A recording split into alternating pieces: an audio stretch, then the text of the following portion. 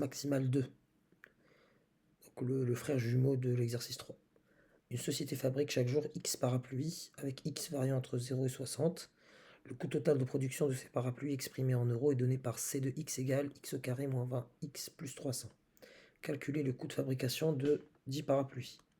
Donc là, on nous donne une formule pour le coût de production pour X parapluies. Donc C de X égale X carré moins 20X plus 300. Tout simplement le coût pour 10, je remplace X par 10. Ce qui me donne 10 au carré moins 20 fois 10 plus 300, soit 100 moins 200 plus 300, ce qui me donne 200. Donc le coût de fabrication en euros, c'est ça, exprimé en euros. Le coût de fabrication, ça me coûte 200 euros, le fait de fabriquer 10 parapluies. Chaque parapluie fabriqué est vendu au prix unitaire de 36 euros. Calculer la recette de vente de 10 parapluies. Déjà, on peut écrire, bon, on nous la donne après, mais la recette de X, c'est clairement R de X, c'est, puisque je vends chaque parapluie 36 euros, j'en vends un, j'ai 36 euros dans ma caisse. Si j'en vends 2, j'en ai 36 fois 2 dans la caisse. Si j'en veux 3, j'en vends 3, 36 fois 3. Si j'en vends X, ma recette est de 36X. Donc, calculer la recette de la vente pour 10 parapluies. On est en train de me dire de faire R de 10, qui me donne du coup 36 fois 10, 360 euros. 360 euros dans ma caisse pour avoir vendu 10 parapluies. L'entreprise était le bénéficiaire, on va enlever le S. L'entreprise était le bénéficiaire. Oui, bien sûr, parce que le coût, vous le voyez ici, il est de 200 euros quand on produit 10 parapluies. Et 360 pour mon bénéfice. Donc, bénéfice pour 10, ça fait 360 moins 200. Ici, c'est ma recette. Ici, c'est mes coûts. Ça me donne 160 euros de bénéfice. Donner en fonction de X la recette, ça on l'a déjà fait. Justifier que le bénéfice réalisé pour la production et la vente de X parapluies est donné par.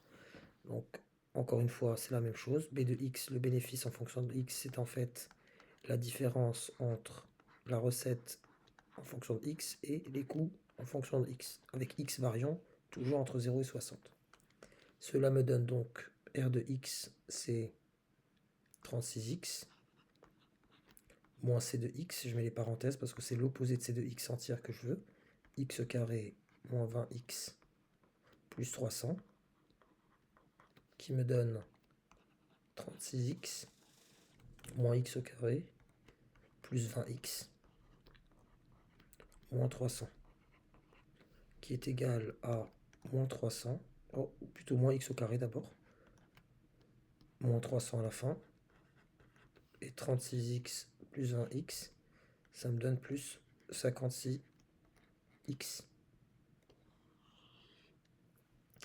Derrière, on me demande de justifier ça, c'est bon. Je retombe sur la même fonction. Par la suite, on me demande de montrer que B de X, donc la forme canonique, je vais plutôt développer cette expression pour retomber sur B de X. Et je commence pas par dire que B de X est égal à ça. Donc pour ce qu'on appellera ici la question B, ici la C, ici la D, on poursuit donc. On a, donc pour celle-là, je vais la faire en vert, moins pour X appartenant à 0,60, X moins 28 au carré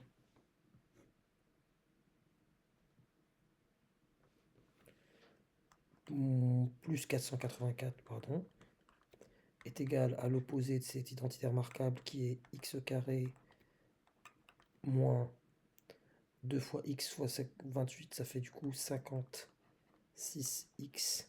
28 au carré, 28 au carré, je vais le calculer, 784 plus 784 plus 484. Donc le moins se distribue sur mon identité remarquable, on me donne moins x au carré plus 56x moins 784 plus 484 pour aboutir à la fin à moins x au carré plus 56x moins 300 qui est exactement la même chose que mon B de X. Il est juste à côté ici. Par la suite, on me demande de dresser le tableau de variation de la fonction B de X. Il s'agit d'une fonction du second degré. Comment je vais procéder? Donc, je vais identifier mon alpha et mon bêta, qui sont les coordonnées du sommet de la parabole, qui représentent la fonction B, bénéfice, en faisant figurer B de 0 et B de 60. Très bien, d'accord. Donc B de 0, on va déjà commencer par identifier mon A. Donc A, dans ma fonction, c'est moins 1, ici. Donc ma parabole, elle a cette forme-là. Mon alpha, c'est moins B sur 2A, autrement dit, l'opposé de 56, c'est-à-dire moins 56, 2 fois 1, 2, c'est-à-dire moins 28.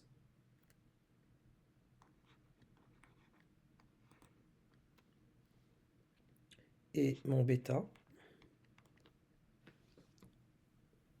attention, ici c'est moins 2, donc c'est plus 28. Ça me donne plus 28. Et mon bêta, c'est f de alpha, qui est égal à f de 28. Je calcule donc l'image. Pas f, du coup, ici, elle s'appelle b. B de 28 égale... J'utilise la forme canonique, donc x. Je sais qu'il y avait déjà les coordonnées ici, mais là, je fais comme s'il n'y en avait pas. X.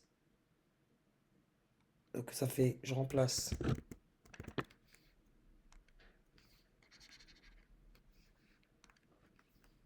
Ça me fait moins 28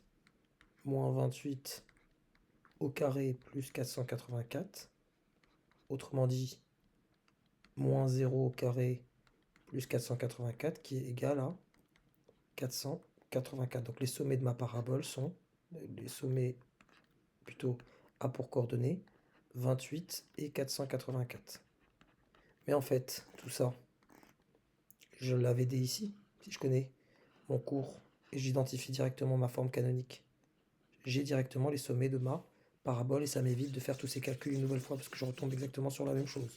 Et ça serait pire de ne pas retomber justement sur la même chose et de même pas s'en rendre compte. Donc en fait, vous l'avez déjà. Donc là, ce qu'on va faire, c'est tout simplement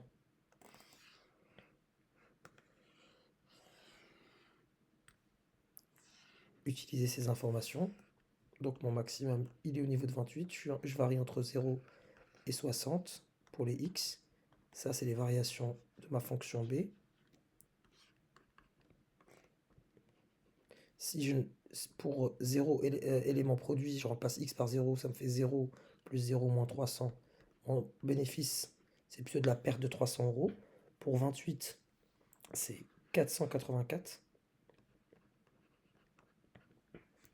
Et pour 60, si je produis et je vends 60 parapluies, le bénéfice, je vais remplacer x par 60. Ça me donne moins 60 fois 60 plus 56 fois 60 moins 300 qui me donne moins 540. Moins 540. Alors, pour vous rendre compte que